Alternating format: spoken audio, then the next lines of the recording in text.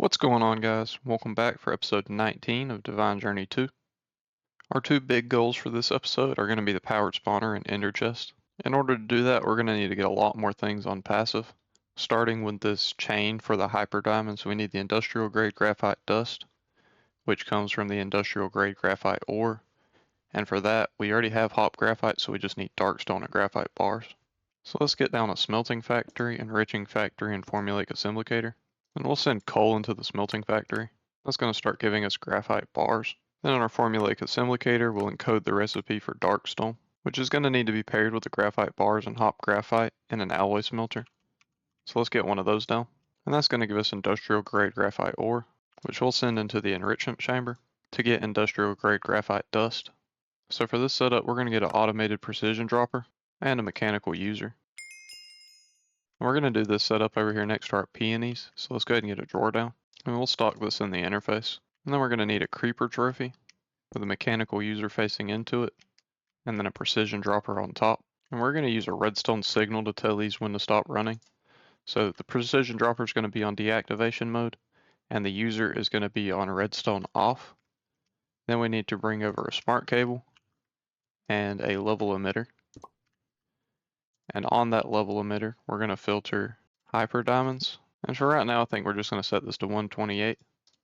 But then coming out of this, we're going to go into both of these with a redstone conduit. And you'll notice it automatically connected to the user, but not to the precision dropper. So we can force that connection. Oop, hold on, we got to place that back. And then right click it with the crescent hammer. And then somehow we're going to need to snake our conduit through this little gap. We can go there, there, there, and there, so that we can filter our industrial grade graphite into the precision dropper. And I think we'll go ahead and move this range collector just to ensure it's close enough. I think this should be a good spot for it. And it's going to need to have hyper diamonds added to the whitelist. And now the only thing left to do should be to turn this thing on. So we're going to do the precision dropper first. We just need to allow that insert. And if we come around here, it should start dropping them. And then we need to come into the user and change this to use activate block with item.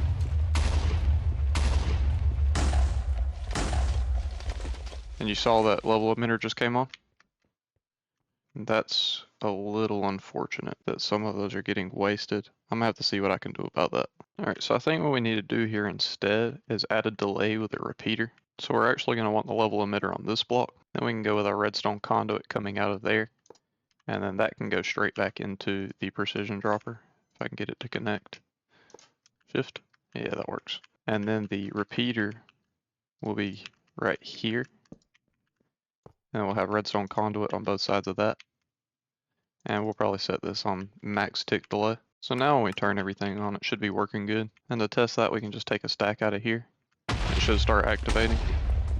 And as you can see, when it stopped, there was no wasted items on the ground. So this setup is good to go. And now we're going to get down to compactor and 3 more alloy smelters. Last one's going to go right here around this corner. Just going to allow us to make signal and plates, fused quartz, electrum, and constantan. And that also finishes off this cube here. So I think we're going to need some more room to passive more materials. And what we're going to do is just extend this out this way and add more of these. Probably just one more for now. And I think we also are going to add another building kind of branching off this way underground. And that's going to be for our AE2 autocrafting setup.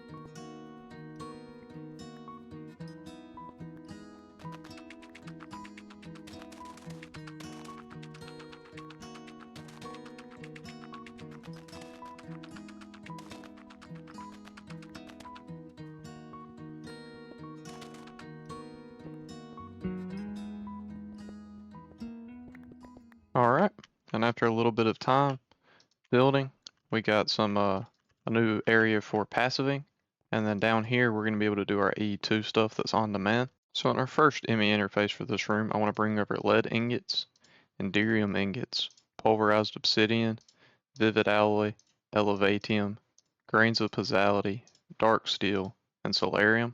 From there we'll send the lead and inderium into a couple of crushers, which will give us the dust versions of each one, which are going to go into a couple of induction smelters. The first one's going to be paired with pulverized obsidian to give us hardened glass, and then the inderium blend is going to be paired with the hardened glass to give us hardened inderium glass. Then I want to get down 2 alloy smelters, and in the first one we're going to send in vivid alloy, elevatium, and grains of pizzality, which will give us crystalline alloy. And in the second one we're going to send in dark steel blocks, solarium, and elevatium, and that's going to give us dark solarium. And we only have one slot left in this ME interface, which we'll use for clathrate. And then in our second ME interface we're going to need cryothium dust, blocks of quartz, pyrotheum dust, redstone alloy ingots, and electrum ingots. And to process those items we're going to need another alloy smelter, a resonator, and 2 magma crucibles. And these top 2 machines just need a drawer, but these bottom 2 need tanks. And when you put them together like this, sometimes the top one will automatically configure to output into the bottom, so we want to disable that with a wrench. One of these magma crucibles is going to get cryothium dust, and the other one's going to get energized clathrate, which is going to output gelid cryothium and energized glowstone for us. And we're going to need to connect those up to the ME system with some fluid storage buses. Then we can move on to the resonator, which is going to get blocks of quartz and give us quartz burnt. And the alloy smelter is going to get the last 3 ingredients, which will give us fluxed electrum.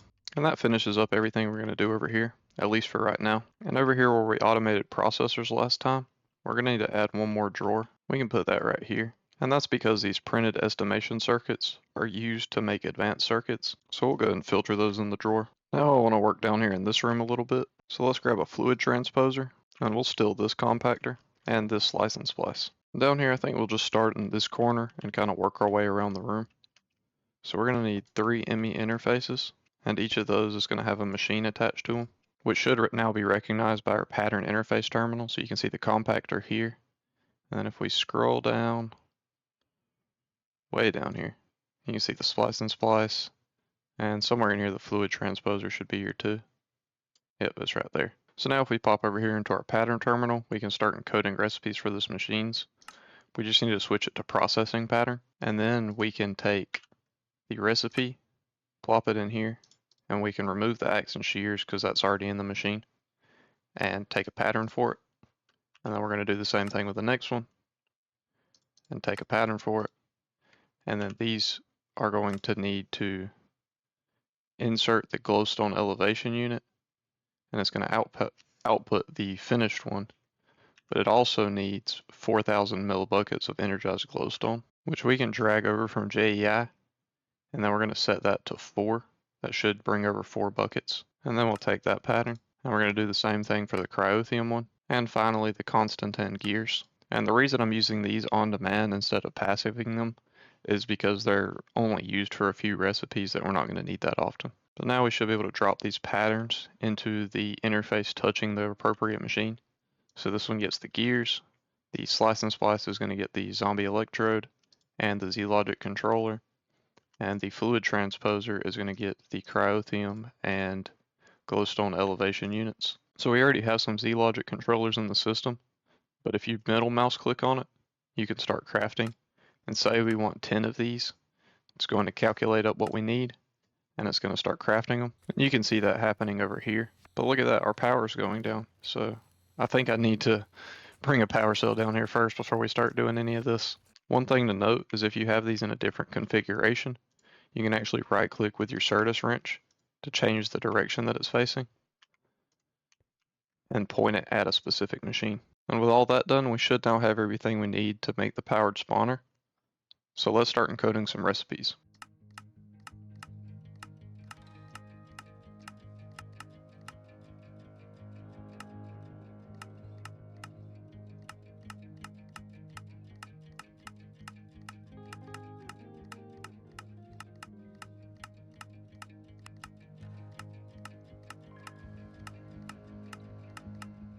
I think we should have all the recipes encoded now, so let's see what we're missing.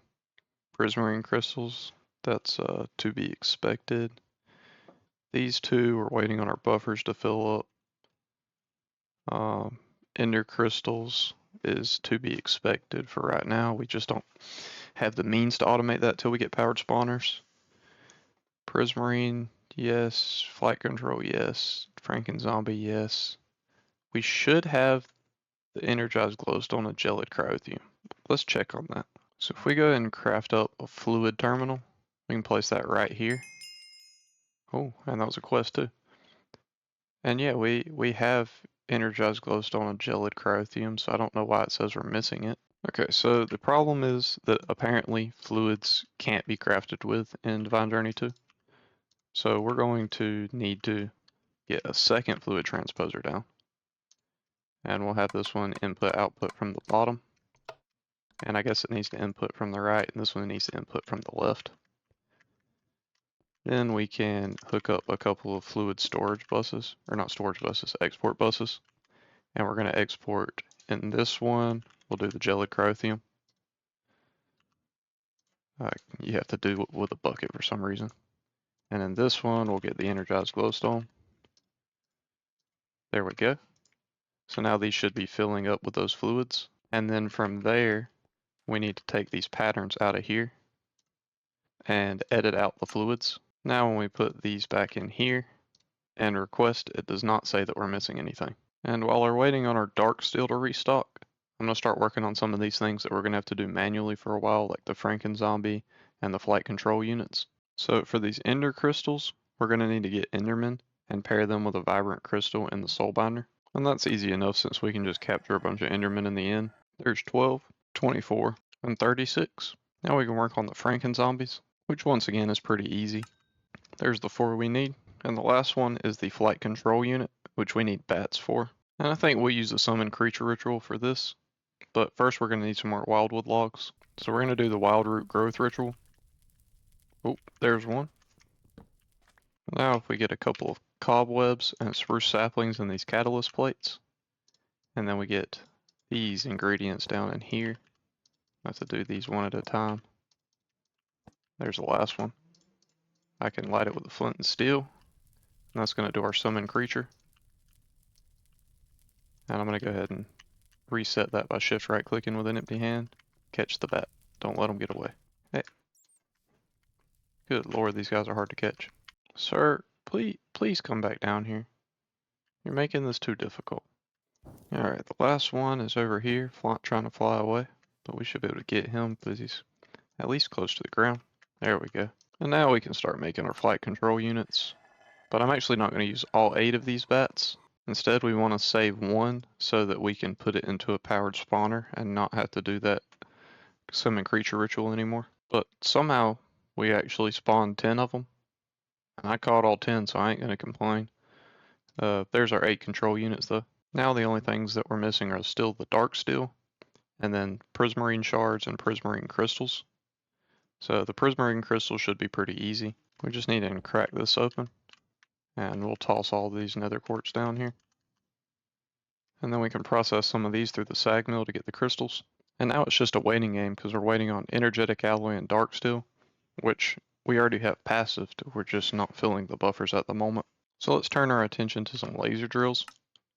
We're going to get the recipe for this, and we also need the recipe for the laser base. And I believe this is also going to need a recipe for that. And that should be everything. So if we add these in here, I don't think it really matters where we add them since it's not going to be crafting that at the same time. We can request for our laser base. There we go. And nope, not another laser base. We need 4 laser drills. And I guess we'll go ahead and set the recipe for a power cell as well. So we have the simple, and then the regular, and then the advanced. And when we go to request for this, for some reason the regular power cell doesn't want to work. So we'll just craft the advanced here by hand. And we're also going to want 6 pink laser lenses. And this laser drill we're going to set up in the Aether. Got to get all of our drills down. Can't go there. There we go. And then we're going to get our advanced power cell down. Go ahead and link that up. Set all sides to output energy. And before we do that, we're actually going to want to get these lenses in here and set it to a drill depth of 1. And the goal here is to get gravitite ore, because enchanted gravitite is needed to make this Acomadeus, which we need to make more Maw Masher looting upgrades.